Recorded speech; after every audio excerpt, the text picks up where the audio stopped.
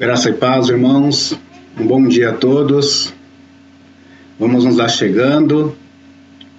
Espero que todos estejam me ouvindo. Chegando com as nossas xícaras de café. Mais uma aula.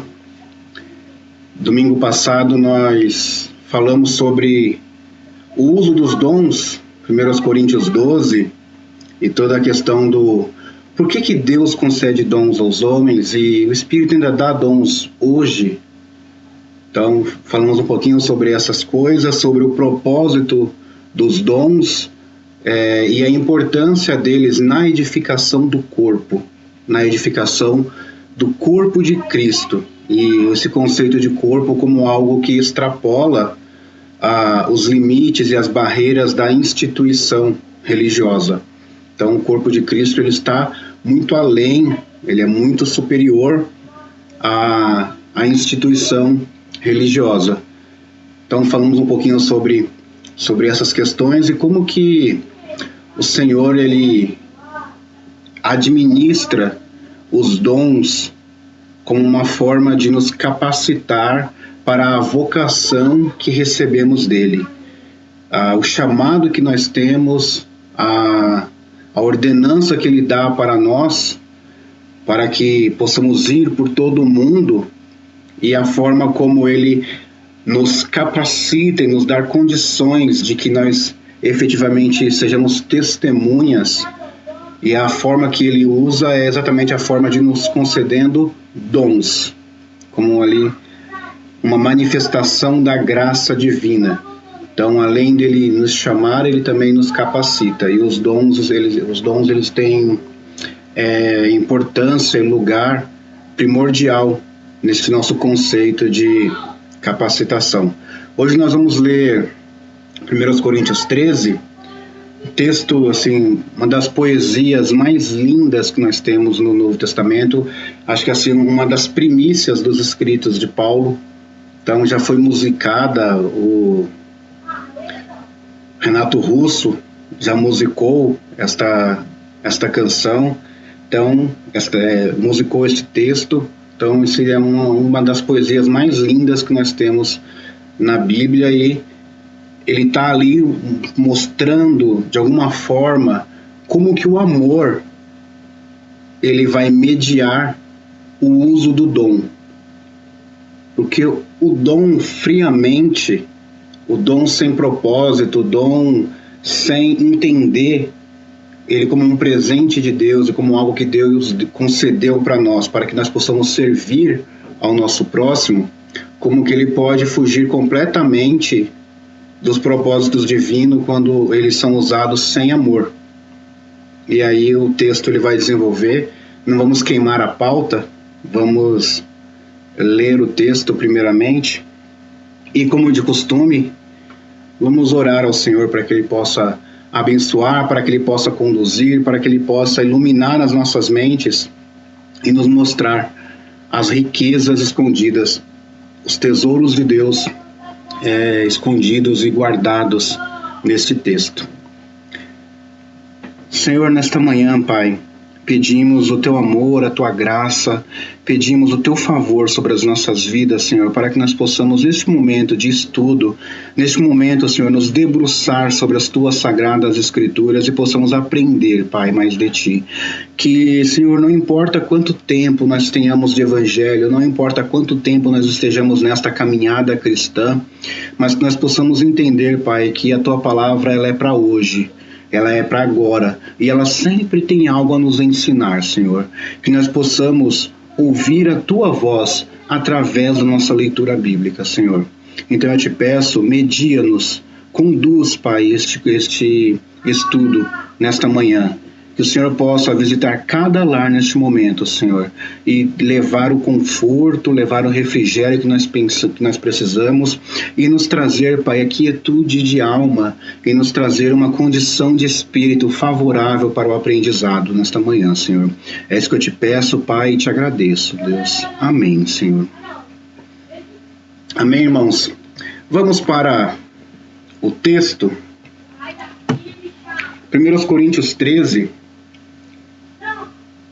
Colocaram aqui um título na minha Bíblia para este capítulo: o mais importante é o amor. Começa: se eu falasse as línguas dos homens e dos anjos, mas não tivesse amor, seria como um sino que ressoa ou um símbolo que retine. Se eu tivesse o dom de profecias, se entendesse todos os mistérios de Deus e tivesse todo o conhecimento, e se tivesse uma fé que me permitisse mover montanhas, mas não tivesse amor, eu nada seria. Se desse tudo o que tenho aos pobres e até entregasse o meu corpo para ser queimado, e ainda assim não tivesse o amor, do que me adiantaria? O amor é paciente e bondoso. O amor não é ciumento, muito menos presunçoso, não é orgulhoso, não é grosseiro, não exige que as coisas sejam à sua maneira, não é irritável, nem rancoroso, não se alegra com a injustiça, mas sim com a verdade. O amor nunca desiste, nunca perde a fé, sempre tem esperança e sempre se mantém firme. Um dia, profecia, línguas e conhecimento desaparecerão e cessarão, mas o amor durará para sempre. Agora, nosso conhecimento é parcial e incompleto, e até mesmo o dom da profecia revela apenas uma parte do todo. Mas quando vier o que é perfeito, essas coisas imperfeitas desaparecerão. Quando eu era criança, falava, pensava e raciocinava como criança. Mas quando me tornei homem, deixei para trás as coisas de criança. Agora vemos, de modo imperfeito, como um reflexo no espelho. Mas então veremos tudo face a face. Tudo que sei agora é parcial e incompleto, mas conhecerei tudo plenamente, assim como Deus já me conhece plenamente. 3 coisas, na verdade, permanecerão: a fé, a esperança e o amor. E a maior delas é o amor. Texto lindo, maravilhoso do apóstolo Paulo para nós, falando sobre a superioridade do amor em relação aos dons.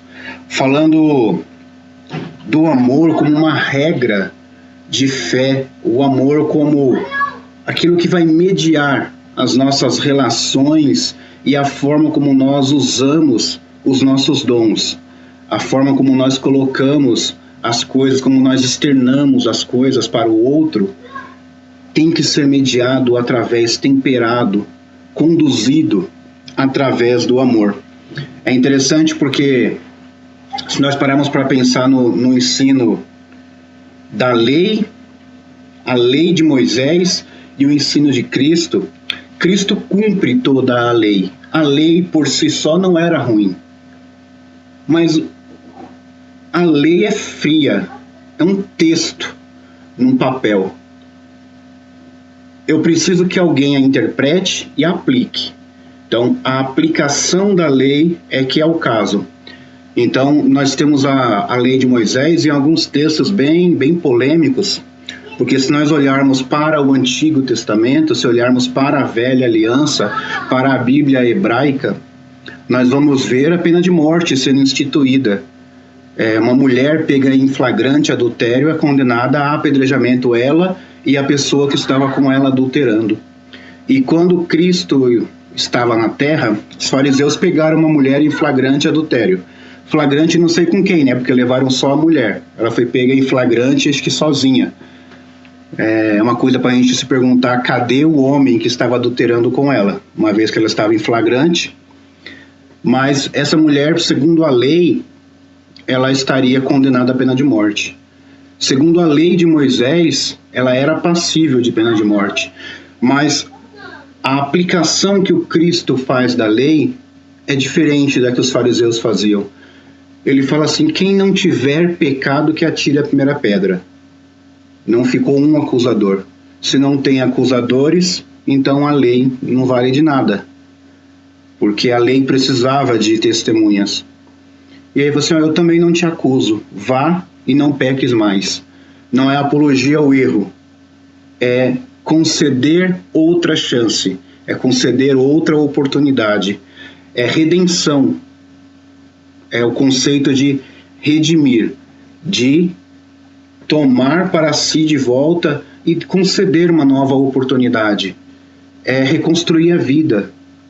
É uma segunda oportunidade para a pessoa que, segundo a lei, estava sendo condenada à pena de morte, mas Cristo, ele não é da casa de Lameque, da casa que, se alguém pisar no meu pé, eu mato. Jesus não é dessa tradição dos 70 vezes 7 serei vingado. Jesus, o ensino dele é do perdoarei 70 vezes 7. Por quê? Porque a aplicação da lei em Cristo está sendo aplicada, mediada pelo amor. O amor a Deus e ao próximo. E aí entendendo que nós mesmos, também segundo aquela própria lei que condena o meu próximo, ela também me condena. Nós também somos condenáveis pelo rigor da lei. Por isso que Paulo vai falar em Gálatas que a lei ela é incapaz de salvar. A lei não pode, pela lei, friamente, ela não pode salvar. A única coisa que pode salvar-nos é a graça divina, é o amor de Deus. E olha só, João 3,16 vai dizer que Deus amou o mundo de tal maneira que deu o seu Filho unigênito para que todo aquele que nele crê não pereça. Deus primeiramente, o início de tudo é o amor de Deus por um povo perdido, por um povo que o rejeitou, por um povo que estava transgredindo todas as leis que podia se imaginar. Deus ama este povo de forma que ele dá o próprio Filho. E aí nós falamos sobre o sacrifício vicário.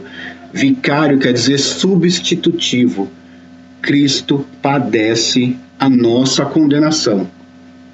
E se você não entender que Deus ama de tal forma que ele perdoa, então a gente vai querer Moisés de volta no poder. Aí a gente não vai conseguir entender do que Paulo está falando, do que Cristo está falando, quando os fariseus não estavam errados quando eles quiseram apedrejar a mulher, mas o Cristo não faz isso. Precisamos olhar para toda a nossa Bíblia e toda a nossa leitura bíblica mediada pelo Cristo como uma chave da interpretação bíblica. A gente chama de chave hermenêutica na teologia. O reverendo Caio Fábio fala muito sobre isso, Cristo como chave hermenêutica. Então, o Cristo é a chave hermenêutica, porque se Moisés for a chave, então a gente vai sair querendo matar todo mundo. Se Moisés for a chave, então a gente vai querer imputar o rigor da lei para todos, e aí não tem perdão, porque a lei não perdoa. A lei, ela impõe condenação. E era isso que a gente merecia, condenação. Mas Deus nos amou e perdoou as nossas dívidas. Ele nos perdoa. Então, este amor que parte de Deus e é demonstrado através de Cristo é o meio pelo qual nós vamos interpretar tudo. E percebam que nós não estamos falando de um amor romântico. Não é o amor sentimento. Não é sobre isso que ele está falando. O texto não fala sobre isso. E quando a gente vê a palavra amor na Bíblia, não tem nada a ver com este amor. Quando a gente tem uma atração física ou afetiva por alguém, de tal forma que a gente cria ali um vínculo, quase que uma codependência, um dependente emocional da outra pessoa, aonde se ela não estiver bem, eu não estou, aonde se eu não tiver ela por perto, eu fico mal, e não é este o amor. Eu não estou fazendo uma crítica a este amor, não, mas não é disso que nós estamos falando. O amor que está sendo falado aqui é o amor como atitude, é o amor como ação. Lembra que eu falei na semana passada sobre os dons, eles são objetivos e não subjetivos? É uma prática. O dom é algo que eu preciso exercer e o dom vem na direção de me capacitar para fazer algo. É objetivo. Quando eu falo assim, amo a Deus, o primeiro mandamento, amar a Deus. Assim, não, mas eu amo a Deus. Eu faço o que eu quero da minha vida, mas eu amo a Deus. É subjetivo. Você jogou o amor a Deus para o campo do sentimento. Não, mas eu amo a Deus. A minha vida e a minha prática de vida e a forma como eu me relaciono com o meu próximo não demonstra o meu amor a Deus. Mas eu amo a Deus. É subjetivo. O amor a Deus é uma prática. E a única forma de demonstrá-lo, por isso que o mandamento que vem na sequência é o mandamento de amar ao nosso próximo como nós mesmos. Por que vem Jesus coloca esses dois mandamentos? Porque amar a Deus fica muito vago. Amar ao próximo, e aí não o amor sentimento, mas o amor prática. O amor forma de me relacionar com o outro. E aí este amor prático, ele explica, por exemplo, como que nós amamos os nossos inimigos. Pô, ninguém ama o inimigo. Você não gosta do seu inimigo. O cara te faz mal, o cara te prejudica. O cara... Tudo que você posta nas redes sociais, o cara vai lá, o cara dá uma de hater. O cara posta alguma coisa falando ao contrário. Ele é um opositor. Ninguém gosta. Mas não é uma questão de gosto. Não é uma questão de afeto. É uma questão de perdão, de amor, de relacionamento. É uma questão de enxergar o outro como também alguém alvo do amor, do favor, da graça divina. E aí por isso também eu tenho que olhar para o meu próximo como alguém passível do meu perdão. E este é o amor que Cristo está falando, prático. E aí, quando a gente vai indo para o texto, ele fala: se eu falasse a língua dos homens e dos anjos, mas não tivesse amor, seria como um sino que ressoa, ou um símbolo que retine.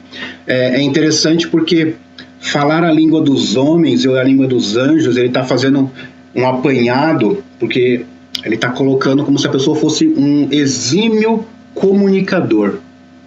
Então eu posso me comunicar muito bem, mas se aquilo que eu falo é dito sem amor, se aquilo que eu falo não foi mediado pelo amor, eu vou ofender.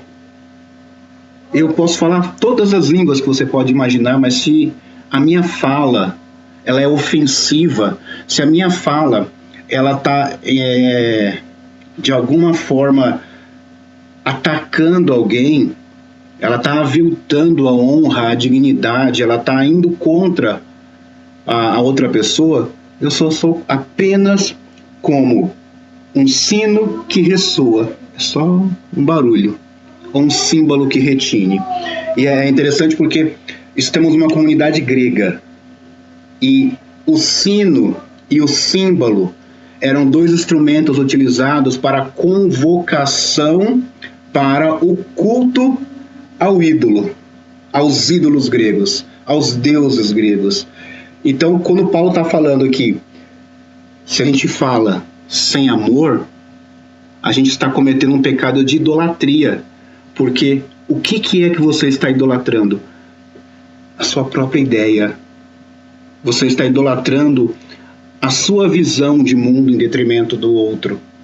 Você está idolatrando a si próprio, construindo, fazendo de você um ídolo, um objeto da verdade, o lacrador, aquele que sai cancelando todo mundo nas redes sociais. Então, construímos um ídolo e estamos cometendo o pecado da idolatria. Paulo faz esse paralelo de uma forma muito sutil, mas que para aquela comunidade fazia todo o sentido, de que falar só por falar só para estar certo, falar só para ofender o outro, falar só para colocar o argumento do outro por terra, é simplesmente construir um ídolo. O ídolo é a sua capacidade de elocubrar as coisas, ou a sua loucura. Então, Paulo está trazendo uma advertência.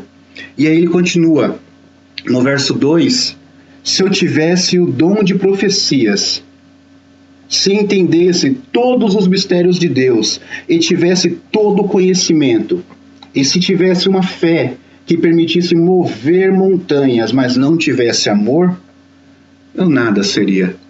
E é interessante porque ele faz um apanhado dos dons, e aí ele vem falando do dom da profecia, ou seja, a acusação, trazer a verdade à tona, que era isso que o profeta fazia. Ele vinha trazer a verdade para a superfície e falar para o povo o que Deus estava dizendo para eles. Então não adianta você ser um conhecedor da verdade se você falar a verdade sem amor. Ela é arrogante, ela ofende. Não adianta você entender todos os mistérios de Deus, se achar um defensor da sã doutrina, se achar o conservador dos ensinamentos de Deus e da ortodoxia do ensinamento correto. Não adianta você ter isso e não ter amor, e não entender que o outro, ele também pode ter uma visão um pouco diferente da sua. Ele fala de ter todo o conhecimento, lá o dom do conhecimento especial. E ainda ele fala sobre a fé que move montanhas. A fé que opera maravilhas. Mas se você não tiver amor, você não é nada. Você não é nada. E o seu dom está sendo usado simplesmente para construir um tótem, um ídolo dentro do teu coração. Dentro do teu coração, no altar do teu coração, o que está lá é um altar com o seu busto. É um altar onde o Deus é você. Então, Paulo está trazendo isso aqui, ele fala assim, você não é nada. Você simplesmente é um ídolo, porque não tem amor. Você não consegue olhar para o outro como um irmão, você olha para o outro como um oponente a ser combatido. Então falta amor. Se desse tudo o que tenho aos pobres, e até entregasse o meu corpo para ser queimado, e não tivesse o amor, de nada me adiantaria. É interessante porque para a gente, isso que Paulo falou seria a demonstração máxima de amor. Alguém que deu todas as suas posses, tudo o que tem, para o outro, ou alguém que entrega a própria vida em favor do outro, para nós essa é a demonstração máxima de amor. Mas Paulo fala uma advertência. Eu posso dar para o outro, mas na verdade o que eu estou dando, eu estou esperando é de volta para mim. Ou eu estou querendo construir o meu próprio nome e fazer a minha própria história. Eu posso até morrer por uma causa, mas essa causa é exatamente a minha causa. Não é a causa do meu irmão, é a minha causa. E é interessante porque isso dentro de um contexto grego, e aí a gente lembra dos heróis gregos. Quem nunca assistiu o filme do Aquiles, como é que era o mesmo nome? Agora eu não lembro o nome do filme do Aquiles lá, que é até com um ator famoso, acho que com Brad Pitt, ele que interpreta o Aquiles. E ele morre por uma causa. Ele dá a própria vida lutando por uma causa que parece, olhando assim, parece ser um bem de todos. Mas na verdade não. Ele está lutando e ele entrega a própria vida por aquilo, porque ele quer tornar o nome dele imortal. No conceito grego, quando é que você se torna um imortal? A gente está aqui, ó. Provavelmente Aquiles deve ter sido lá por volta de 1000 a 1200 antes de Cristo. Então a gente está aqui mais de 3000 anos depois falando sobre o Aquiles. O fato de a gente estar falando sobre o Aquiles a esse tempo, no conceito grego, é a imortalidade. É um nome que nunca é esquecido, que sempre vai estar na memória. E enquanto ele estiver na memória, ele está vivo. E aí, ele se doou, mas ele se doou por si, porque ele queria se construir, ele queria construir a própria imagem. Ele era o ídolo que ele estava adorando. Ele era o alvo da adoração dele. Então, o Paulo está falando assim, é possível você morrer por uma causa que parece muito boa, mas na verdade, no fundo, lá no recôndito do coração humano, o altar que está erigido ali tem um busto da sua própria imagem. E aí Paulo está advertendo, o amor, ele não faz isso, porque aí é como ele vem na sequência, o versículo 4 em diante, ele começa a falar assim sobre o que o amor é e o que o amor não é. Ele vai fazendo esse jogo de palavras, desse contraponto do que o amor é e do que ele não é. E ele fala, o amor é paciente. Ele não quer resultados imediatos. É bondoso. O amor não é ciumento. Ele não requer o outro só para si. O outro não é uma posse minha, ele não é uma propriedade minha. E ele nem é presunçoso. Ele não se acha melhor, não se acha acima do outro. Ele não é orgulhoso. Então, sabe aquele negócio do ficar se ofendendo? Esse é orgulho. Quando a gente fica se ofendendo por qualquer coisa te ofende. Quando qualquer coisa te ofende, quando todo mundo que vai falar com você tem que ficar pisando em ovos para falar com você, isso é uma raiz de orgulho. E fala, não, o amor não é assim. O amor entende. Ele consegue olhar e ver a vida através do olhar do outro. O versículo 5 também ele não é grosseiro. Ele não fala irresponsavelmente. O amor pensa como é que o outro vai receber a minha mensagem. Então ele pensa no próximo. E aí eu medio a minha fala, eu tempero as minhas palavras para que o outro receba ela de uma forma agradável. É interessante porque no mundo dos comunicadores, eu já ouvi muitos pastores falando isso, eu sou responsável pelo que eu digo, não pelo que vocês entendem. Certo? Errado. Porque quando eu falo, eu sou responsável pelo que eu digo e não pelo que você entende, eu estou pouco me lixando por como você vai receber a minha mensagem. O amor não age assim. O amor, muito pelo contrário, ele media o falar, ele media a forma que eu vou, as palavras que eu vou utilizar para poder elas serem recebidas de uma forma agradável. Eu não estou dizendo para ocultar a verdade, não é disso que eu estou falando. Eu estou dizendo de falar a verdade em amor, de falar do Evangelho, falar do Deus que amou o mundo, falar que existe sim uma condenação, existe sim um inferno, haverá sim um juízo, mas eu vou falar isso em amor. Nunca o falar grosseiramente, atacando, acusando o meu irmão. Então é assim que o amor age. O amor não exige que as coisas sejam feitas à sua maneira, como se a minha maneira de fazer fosse a única maneira de ser feita. Isso é intransigência. Então, o amor, ele não age com intransigência. Você não é irredutível. Você está aberto ao diálogo. Você está aberto à conversa. Você está disponível para que o teu irmão te acesse e vocês façam uma troca. A verdade não é uma posse minha. A gente pode ter dentro da nossa mente uma ideia de verdade, e essa ideia que você tem de verdade é o Deus que você idolatra. Então, cuidado. Nós precisamos olhar sempre com um olhar de amor e de misericórdia, entendendo que em muitas passagens, em muitas situações, existem várias formas de fazer. Uma delas é a sua, e que nós podemos conversar, nós podemos dialogar e nós podemos chegar no melhor caminho. O Paulo continua falando que o amor ele não é irritável e nem rancoroso.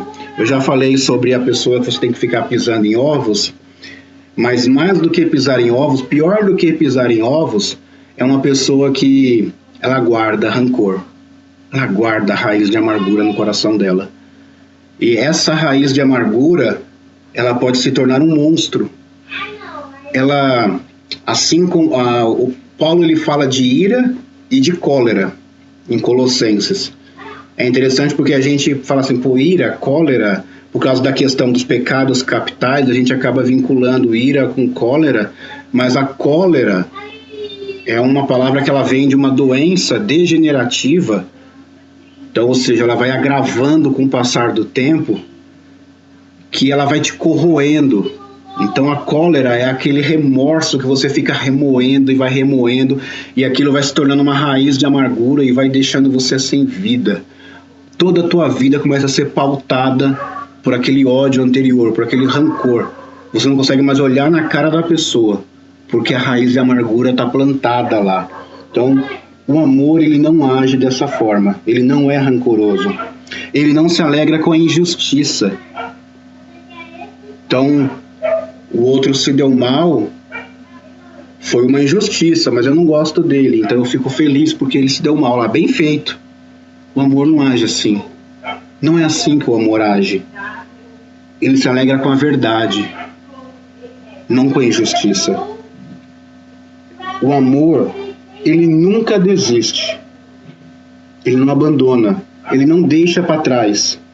Ele nunca perde a fé. Ele sempre acredita. Nunca perder a fé quer dizer continuar acreditando, continuar dando oportunidades, continuar dando a outra face. Sempre tem esperança e sempre se mantém firme. É assim que o amor age. O oposto disso não é amor. Devemos tomar bastante cuidado com isso. O Paulo fala sobre por que o amor ele é superior aos dons. E aí a próxima parte agora ele vai entrar exatamente sobre isso. Por que o amor ele é superior aos dons? Primeiro porque o próprio amor ele é a forma pela qual nós vamos mediar a aplicação dos nossos dons. E o amor ele vai mediar todas as nossas relações. E os dons, nós lemos lá no capítulo 12, eles são dados com um propósito, com uma finalidade. O dom ele tem um fim. Quando eu falo que ele tem um fim, ele tem um fim mesmo. Ele começa e ele acaba. Ele tem uma finalidade. Se ele cumpriu já a finalidade dele, ele cessou. E aí o versículo 8 fala assim, um dia profecias, línguas, conhecimentos desaparecerão e cessarão, mas o amor durará para sempre. Porque o amor ele é um mandamento. Os dons não são mandamentos. Os dons é o agir de Deus através das nossas vidas, nos capacitando para a obra que Ele nos confiou. Mas amar a Deus e amar ao próximo é um mandamento.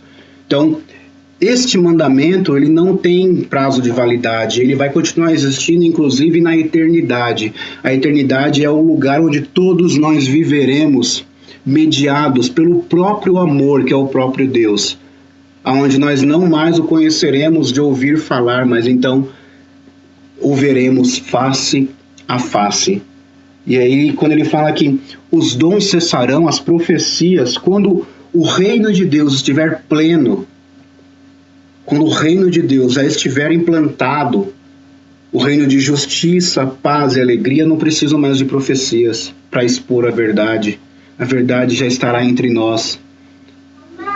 O Cristo, que é o caminho, a verdade e a vida, estará entre nós reinando, implantando um reino de justiça, paz e alegria. Eu não preciso mais de profecias, eu não preciso mais de línguas ou de conhecimentos. Todos os dons, eles vão perder o sentido, porque o próprio Deus estará já entre nós. E aí é o que Paulo fala, agora o nosso conhecimento ele é parcial, ele é incompleto. E até mesmo o dom da profecia revela apenas uma parte do todo. Mas quando vier aquele que é perfeito, essas coisas imperfeitas desaparecerão. Quando eu era criança, falava, pensava, raciocinava como criança. Mas quando me tornei homem, deixei para trás as coisas de criança. O Paulo fala sobre uma progressão, sobre uma evolução, de nós irmos avançando na nossa mente e nós começarmos a entender que a lei, ela nos trouxe uma moral, a lei nos trouxe uma ética, um conceito, um contexto, e a lei em si, a lei é boa. A lei por si só é boa. Mas se houver amor pleno a Deus e amor pleno ao meu próximo, a lei é inútil, porque eu não preciso mais de lei. Porque todas as nossas relações e relacionamentos estarão sendo mediados pelo amor. Então é isso que ele está falando, dessa evolução. De que eu não preciso mais de uma lei para dizer o que é certo e o que é errado, porque eu tenho a minha relação com o meu próximo, uma relação de amor, e isso já pauta para mim o que é certo e o que é errado. Então a lei já não é mais necessária. É interessante porque é uma utopia. Como todas as outras utopias, como o comunismo é uma utopia, o socialismo é uma utopia, a anarquia, o conceito de anarquia, uma civilização que não tenha leis para reger os seus relacionamentos e que as pessoas sejam capazes plenamente de mediar esse próprio relacionamento, tudo isso é utópico. Quando eu falo de utópico, quer dizer assim, é bonito demais e é bom demais para acontecer de verdade. Nós somos humanos e somos homens caídos. Mas o Paulo, ele fala sobre isso porque ele também fala que nós temos que caminhar na direção de sermos iguais a Cristo. Evoluímos numa direção em que cada vez mais nos tornemos parecidos com Cristo. Nunca nos tornaremos perfeitamente iguais a Ele. Mas esse é um caminho que nós estamos trilhando, é o horizonte que nós estamos indo na direção dele, e o horizonte é interessante porque cada passo que eu dou na direção dele é um passo que ele dá para trás. O horizonte, como a Terra não é plana, não é verdade? Então o horizonte é uma coisa que eu nunca vou alcançá-lo. Por mais que eu caminhe na direção dele, ele sempre vai estar na mesma distância que ele estava antes de mim. Então, é o conceito de eu sempre posso melhorar mais. Caminhar na direção de sermos iguais a Cristo é uma evolução constante, que você pode viver 3 anos ou você pode viver 120 anos, você sempre vai ter algo para melhorar no sentido de ser igual ao Cristo. Então caminhamos nessa direção. E é isso que ele está falando. Nós não conhecemos plenamente, conhecemos em parte. Então a gente vai tendo que dar um passo para poder ir clareando. Sabe quando está o nevoeiro? Tá tudo... Você não consegue ver um palmo na frente do nariz, porque a névoa está te cobrindo. Mas quando você... Engraçado que quanto mais você caminha na direção da névoa, parece que ela sempre está um palmo na frente do teu nariz. Porque quando você vai entrando nela, você consegue ver um pouquinho mais além. E vai entrando e vai vendo um pouco mais além. Então, a experiência com Deus, essa nossa caminhada cristã, é essa caminhada num nevoeiro, onde a gente vai evoluindo na direção de um destino que nós só alcançaremos na eternidade. Só lá que nós conseguiríamos alcançá-lo e vê-lo face a face. É o que Paulo vem falando. A gente vê como num reflexo de um espelho. E não é os nossos espelhos de hoje. Os espelhos da época eram espelhos que você não conseguia ver claramente. Você não conseguia ter uma visão clara da sua imagem no espelho. A visão era um pouco distorcida. Esses espelhos modernos que têm essa fidelidade com o reflexo é uma coisa bem, bem moderna. E aí quando ele fala, vemos como o nosso reflexo na frente de um espelho, é um negócio meio embaçado. Mas a gente vai caminhando na direção de conhecer e prosseguir em conhecer a Deus. E aí vamos nos tornando cada vez mais parecidos com o seu Filho. Este é o propósito, esta é a caminhada. Então, verso 12, agora vemos de modo imperfeito, como um reflexo no espelho. Mas então veremos tudo face a face. Tudo que sei agora é parcial e incompleto, mas conhecerei tudo plenamente, assim como Deus já me conhece plenamente. Então, o amor é a mediação pela qual nós temos neste caminho, que é o caminho de sermos iguais a Cristo. E ele fala, 3 coisas na verdade permanecerão. Então, o que vai permanecer? Mesmo quando todos os dons cessarem, o que ainda permanece? A fé, a esperança e o amor. E a maior delas é o amor. Novamente, não o amor sentimento, não o amor atração física. O amor ação, atitude. Como que eu demonstro com as minhas práticas de vida que eu amo a Deus. Então eu sigo amando a Deus e amando ao meu próximo e mostrando nos meus relacionamentos, na forma como a gente lida, enxerga, vê a vida, a gente vai mostrando que amamos a Deus e ao nosso próximo. Este é o desafio que Paulo está nos colocando. É sobre isso que o capítulo 13 fala. Ele fala, não adianta você ter todos os dons, não adianta você ser o cabeção, você entender tudo, você ser super inteligente. Não adianta se você não tiver amor nos seus relacionamentos, se você não falar com misericórdia, nada adianta. De nada adiantará. Então, o texto ele está nos ensinando que devemos amar ao nosso próximo como Deus nos amou, como Cristo nos amou. O próprio Paulo fala isso em alguns momentos quando ele fala sobre, agora não lembro se acho que é Paulo, em Timóteo, que ele vai falar, vós maridos amai as vossas esposas como Cristo amou a igreja. Este é o parâmetro. O parâmetro nosso é um amor sacrificial, em sacrifício da própria integridade. Foi isso que Cristo fez. O nosso parâmetro é esse. O nosso parâmetro é o caminho da cruz. É o Cristo que fala, quem quer vir após mim, pegue a sua cruz e siga-me no meu caminho até o Calvário. Então, este é o nosso parâmetro. Nosso parâmetro não é a construção de um ídolo. Nosso parâmetro não é o sucesso pessoal. E eu não sou contra sucesso, não. Quem for bem sucedido, sucesso é uma questão muito relativa. Mas não é sobre isso que a Bíblia está falando. Ela está falando de um caminho que Paulo fala que é o caminho mais excelente. No final do capítulo 12 ele fala, vou lhe mostrar um estilo de vida que supera os demais. Então antes dele começar a falar sobre o amor, ele fala assim, eu vou mostrar para vocês, vou falar para vocês sobre um caminho que é mais excelente do que este caminho dos dons. Os dons são importantes? Sim. O Deus dá dons aos homens ainda hoje? Sim. É assim que eu creio. Os dons, eles vêm na direção de Deus nos capacitando para a obra que Ele nos deu.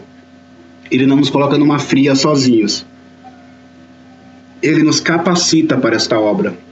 Então, os dons são importantes, mas o uso dos dons sem amor, de nada adianta. E este amor, aí alguém vai falar assim que o maior dom de todos é o amor, que a caridade é um dom. Este amor é ordenança. Ele não está falando da caridade enquanto dom, enquanto dádiva. Aqui nós estamos falando do amor como ordenança, como mandamento, como forma de mediar as nossas relações e as nossas vidas. Amém? Que nós possamos caminhar este caminho mais excelente. Que nós possamos entender que o Deus que nos amou, enviou o seu Filho que nos amou, que deixou o seu Espírito Consolador, que nos capacitou para vivermos uma vida onde os dons que Ele nos deu estão presentes, mas que nós devemos usar da mesma forma que Ele usou. mediados pelo amor, mediados por uma forma de viver a vida pautada no amor. O amor como uma forma que pode revolucionar a nossa vida. Amém, irmãos? Esse é o estudo, é o ensino do capítulo 13 de 1 Coríntios. Espero que tenha sido abençoador para todos. Espero que não tenha ficado muitas dúvidas. Se ficar alguma, a gente vai tentar responder aí no chat. Mas que o Senhor nos abençoe, nos dê um domingo abençoado, nos dê hoje uma condição de podermos amar o nosso próximo, que nós possamos ter nesse dia de hoje a oportunidade de demonstrar o quanto amamos as pessoas através das nossas práticas, pragmático, um amor que se mostra em atitudes. Então que o Senhor nos abençoe neste caminho. Amém? Senhor meu Deus, te louvamos, Pai, e te agradecemos pelo teu grande amor com que nos amou, Senhor. Que nós possamos olhar, Senhor, para a forma que o Senhor caminhou entre nós, para a forma que o Senhor se manifestou a nós, Pai, que foi uma forma amorosa, uma forma sacrificial, uma forma em que o Senhor se doou e se entregou, não levando em consideração que o Senhor era Deus, mas o Senhor esvaziou-se a si mesmo e se entregou numa morte de cruz, Pai. Então nós te pedimos, Pai, que o Senhor venha nos dar esta condição de sermos igual ao teu Filho, de sermos, Pai, cada vez mais parecidos com Ele, de caminharmos este caminho de amor, este caminho, Senhor, de que é o amor como prática e não como sentimento. Que nós possamos, através das nossas atitudes, demonstrar, Pai, que a nossa vida é uma vida que foi totalmente entregue a Ti, Senhor, e que nós viveremos pautados pelo amor. Sabemos que é um caminho difícil, é um caminho complicado, mas, Senhor, o Senhor nos capacita nas nossas fraquezas, Pai. Então eu te peço, Senhor, fortalece-nos, nos dê conhecimento, discernimento, e que através da renovação desse nosso conhecimento, Pai, nós possamos cada vez mais conhecê-lo e prosseguir em conhecê-lo, Senhor. É isso que eu te peço, Pai, e te agradeço, Senhor. Amém, Jesus. Amém, irmãos.